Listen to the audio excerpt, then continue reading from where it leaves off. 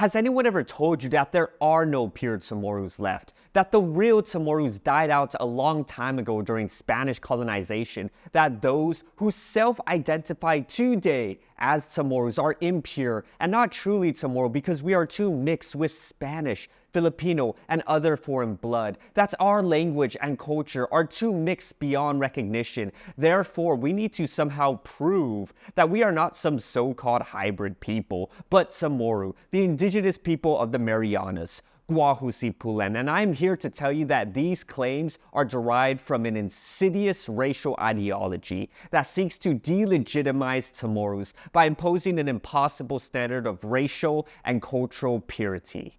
We must remember that Chamorro identity is about who we are, and not what others say we should be. In this video, we will go over the myths and realities of the racial narrative of the pure Chamorro. I will show how the Western concept of race is completely flawed and how this flawed concept is used to delegitimize Chamorros. The modern concept of race emerged from the 16th to 19th centuries during the European age of exploration, imperialism, colonialism, and scientific revolution. While humans have always identified themselves and created distinctions from other humans based on culture, religion, language, ethnicities, genealogy, and history, it was during this period that Europeans began to develop and formalize the idea of race as a means to categorize humans based on physical traits and supposed biological differences. This European invention of race presumed these differences to be natural, immutable, and universal, marking a significant shift from previous forms of human distinctiveness, which were more fluid and culturally based. Race was believed to determine not only physical characteristics, but also cultural and individual qualities. According to this belief, race and group identity are inherently linked, and any racial mixture is seen as diluting the essence of the group identity, thereby making the group inauthentic.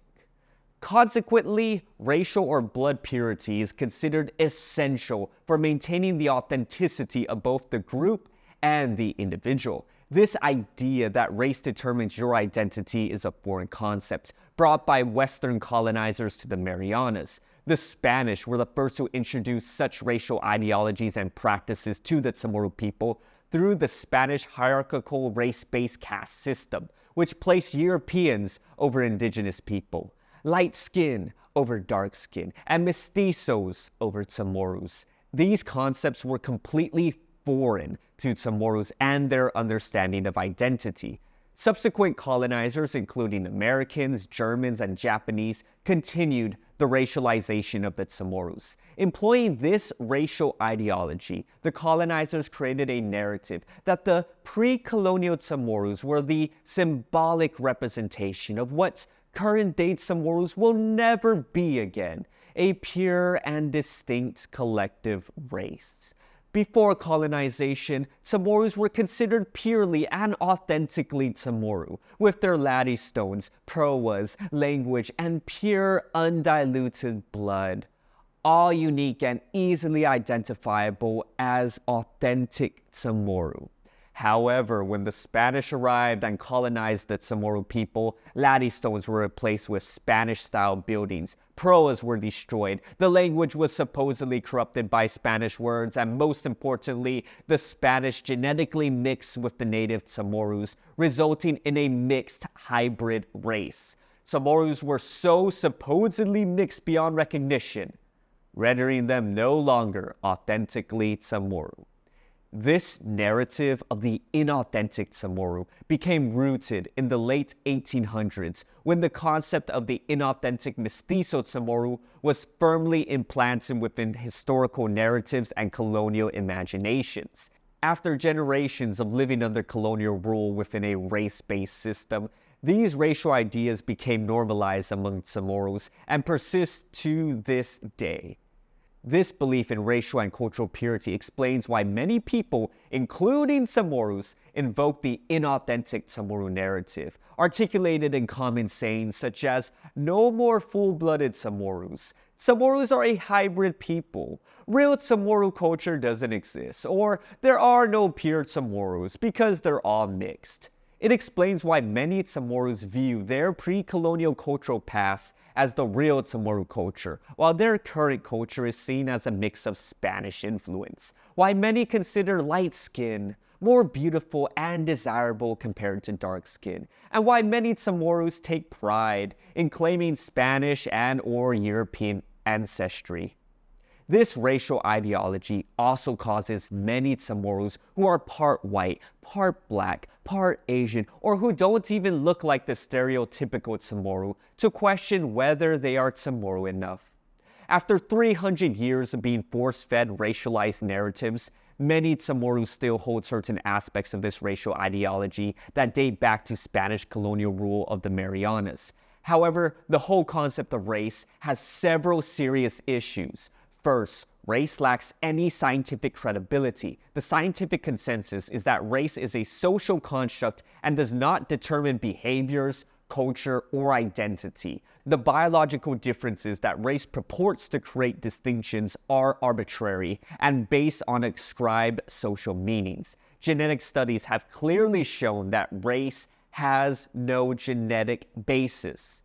Second, racial ideologies create a false reality that pure-blooded groups and cultures exist. This is an impossible standard to fulfill. There is no single group, culture, or language that is purely static. Instead, they are fluid, always changing, adopting, innovating new elements, or even completely removing elements. Not even the Westerners who impose these racial ideologies could fulfill their own standards of purity. The Germans, French, Spanish, Americans, and others all experience massive changes in culture, language, and genetics from both internal and external forces throughout history. Chamorro scholar, educator, and former Congressman Robert Underwood once said that the connection between him and Chief Kapua is likened to the difference between Rolling Stone singer Mick Jagger and William Shakespeare. To use a more modern example, consider the difference between Harry Styles and William Shakespeare. Both are very different from each other, dress differently, talk differently, yet despite them being separated by nearly 500 years, both are widely recognized as Englishmen. Rather than viewing episodes of colonization, such as the Spanish influence, as irreplaceably destroying the purity of the Chamorros, these influences should be viewed as another instance of change that Chamorros have experienced throughout their 3,500-year history. Chamorros have been changing long before they were colonized by Europeans. For example, for the majority of pre-colonial Chamorro history, the first 2,500 years, Chamorros did not even use latte stones until 1000 CE. Your so-called race, blood purity, and biology do not determine your identity as a Chamorro, nor have Chamorros or any Pacific Islander before European colonization even use racialized thinking for identification. Chamorro identity is more than only blood. It includes shared social behaviors, values, the land, and genealogy. What's your last name? Who are your parents? Who are your grandparents? These are instances of establishing Chamorro identification based on genealogy, which aligns with reality more than what so-called race can ever establish. In the end, Chamorros don't need to prove their identity to anyone. The idea of proving one's identity often implies a rigid, legalistic standard, suggesting that identity must meet specific, often unattainable criteria to be validated. As we've discussed, these criteria frequently revolve around notions of racial and cultural purity, an ideal that no group of people can achieve, especially since there never was such a thing as a pure Chamorro. Rather than asking if there are any pure Chamorros left, the correct question should be, why do we impose this unattainable standard of purity solely on the Chamorros? Despite the unfortunate normalization of racial thinking among some Chamorros, the core of Chamorro identity remains rooted in self-identification, language, land, and genealogy. Our identity is not for others to judge or validate. We are Chamorro because we are. If you liked and enjoyed this video, consider supporting me on Patreon so I can continue to produce more Pacific Studies content. Like this video, subscribe to the channel, turn on all notifications, follow me on social media at PulanSpeaks. And a special Seduce Masi to Patreon supporters Puti'on, Dylan Sablan, and Jesse Babauta. Seduce Masi for watching, Gua Husi Pulan, and Pulan has spoken. Esta.